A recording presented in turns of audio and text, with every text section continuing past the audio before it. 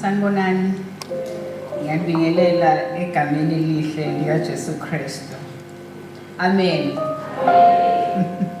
Ngiyabonga kakhulu Mapule welcome bese ngicela nokubonga introduction lesitholile ekhuluma nje ukuthi namhlanje sizele umkhuleko.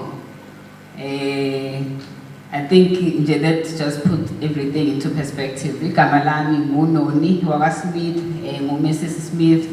I-role engizoyidlala namhlanje ukuzofundisa, so educate, bring awareness and also to empower you around indaba yama drugs and alcohol. The reason why topic I know a pandemic that is declared in the world South Africa, ukuthi GBV is a pandemic, it's an issue, but izinto eziningi zisuke incike kakhulu kumuntu bekade sebenzise idakamizwa. So kahle alcohol use or abuse and drugs is a pandemic on its own, and each and everyone nje basihlela sinayo lo malume no aunt esimaziyo ohlulwa utshwala, lo esimaziyo ukuthi kwakumele abe ne future ekharazile noma abe umuntu othile, kodwa siyabona manje ukuthi uyaleka. But it doesn't end there, it also comes ikhulume ngathi. Ngizokhuluma nje briefly ngendaba yokuthi what happened to me, kodwa ngoba isikhathi 10 minutes sizokhuluma in 2 minutes bese ke ngikhuluma i-message le ngifuna ukunishela yona namhlanje. So I'm 44 years old right now. When I was 19, I started drinking, and when I started drinking, it was normal, just a drink with a friend, with some friends. Kwaqhubeka isikhathi, angazi ukuthi when did I cross. I always call it an invisible line. So a line where I can't live without alcohol, and indawo lapho engasakwazi khona ukucontroller and be able to enjoy it, or when I can control it, the people that are around me, I'm not enjoying the company that I become.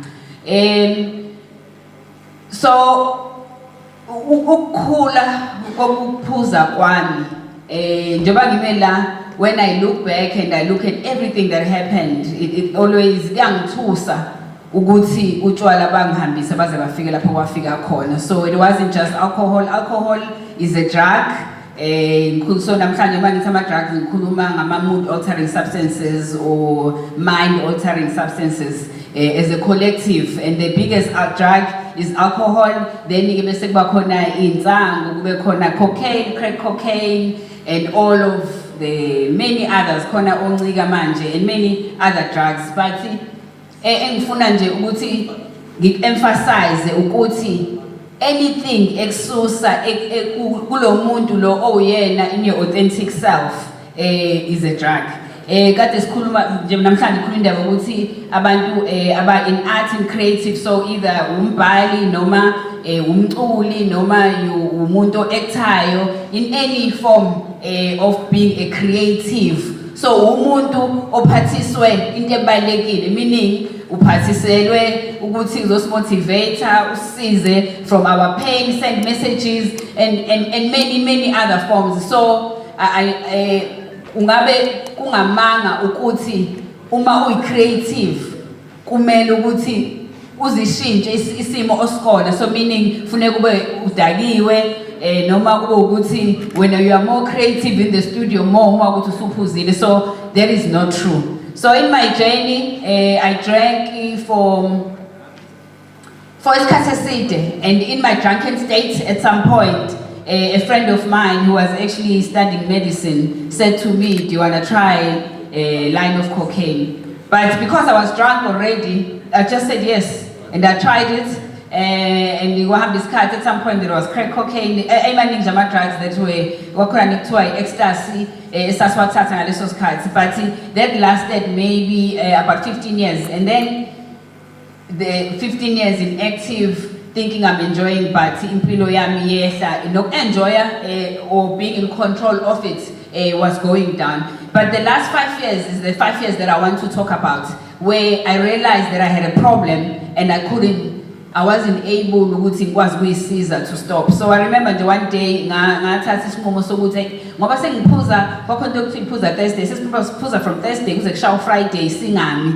Maybe let me just keep it at that. And I remember when I made that decision, that's when I actually started drinking on a Wednesday. Kuthe kusuka lapho from uLesithathu hawu ngagcina sengumuntu ophuza from Tuesday kuze kushawa uMsombuluko and kwa progressa ngagcina nje sengiphuza ekseni ngiphuza breakfast. I remember there was a time kune event sasi organized nabaka Metro FM and kwakhona utshwala babuhleli kwami because there were some events that we were doing. I remember ngibuka ngithi because bamningi lo tshwala ohleli la endlini but kwabuhleli kulindele the next event that was going to happen in 3 weeks. By the time it figured the 3rd week, half of that alcohol was finished and all of it baphuzwe yimini. Ukuthi kanjani, I remember kwakuba nezikhathi lapho engisuke ngifaka utshwala mhlawumbe ngithi okay ngizophuza ibhodlela elilodwa but mangivuke ekseni ase-8 engiwaphuzile kwesinye isikhathi ngitshela ukuthi ngizohlala nabantu abathile ngiphuze but I end up being with the wrong people or ngitshela ukuthi ngizophuza at a certain time because okwenza ukuthi and tomorrow mhlawumbe I have a commitment mhlawumbe uma uthe funa semngcwabeni noma semshadweni. So all those things engangisuke mhlawumbe ngiyiplana before I pick up that first drink kwagcina ngizwe ngotshwala ukuthi what is really going to happen. So I'm not saying ukuthi wonke umuntu ophuzayo unenkinga yokuphuza. Kodwa all I'm saying is that utshwala steals from us. Utshwala destroys families. If unga affectwanga ukuthi you the one who's drinking, there's always someone that you are affected by that can't function because of the drinking problem that they have, whether it's a spouse or umuntu and so then noma umuntu ensebenza naye lo hlale efika late njalo noma ohlale endelay. So i-message yami namhlanje ithi ngicela just look into your life and look at the relationship that you have with alcohol. If you are able to enjoy it and are you able to control it or alcohol is controlling you. And if kukuthi mhlambe kwi-journey yakho sekufike lapho when you have made a decision yokuthi mina ngifuna ukuyeka ukuphuza utshwala. Have you done that? Or nokuthi uma kufika lento ethi hey mhlawumbe sengiphuza kakhulu kulabantu labe ngibasize as a coach. I've never had umuntu oke wafikelwa umcabango ukuthi mhlawumbe sengiphuza kakhulu kanti ngempela kaphuzi kakhulu. It's just that ngalesikhathi uthi uyazama ukuyeka kuyekeki bese uyayikhohlisa uthi hayi mhlawumbe actually it wasn't that bad. All that happens, it keeps progressing and progressing and it steals the potential that you are. I mean, I have an example. You're artist, you're to Eminem, or rapper, or muntu, or creative, and those people are assumed to be successful in the States where they are relaxed and hype and all of that. Eminem has been clean for about 20 years now. Why he got drugs and he can perform and he can be is more himself and njengoba manje ngasasa sama drugs. So point lami ukuthi nje if you are a creative, we are relying on you to heal us from izinto that we are going through because of the messages that you get through the music or through the displays mhlawumbe yama acts or through the writing. But we want the person that is in you, not the one or bled, noma the one or we hype, noma lo who's running away from inkinga lezi mhlawumbe also ubhekene nazo. So we want the person, if you've been in pain, sing about the pain, but the pain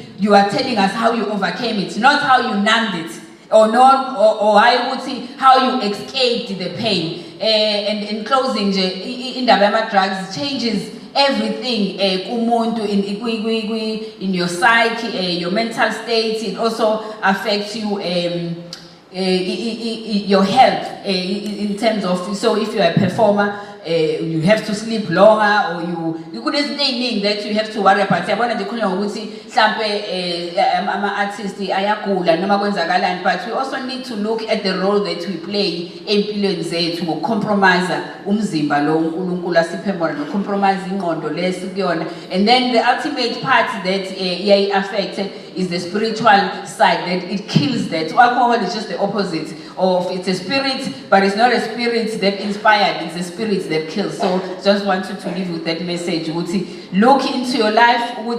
How is your relationship with alcohol, and be honest with yourself. We have a program, Exizayo, to check where you at and how we can assist you. And then I was good director kuma rehabs and good director to other counselors and so forth.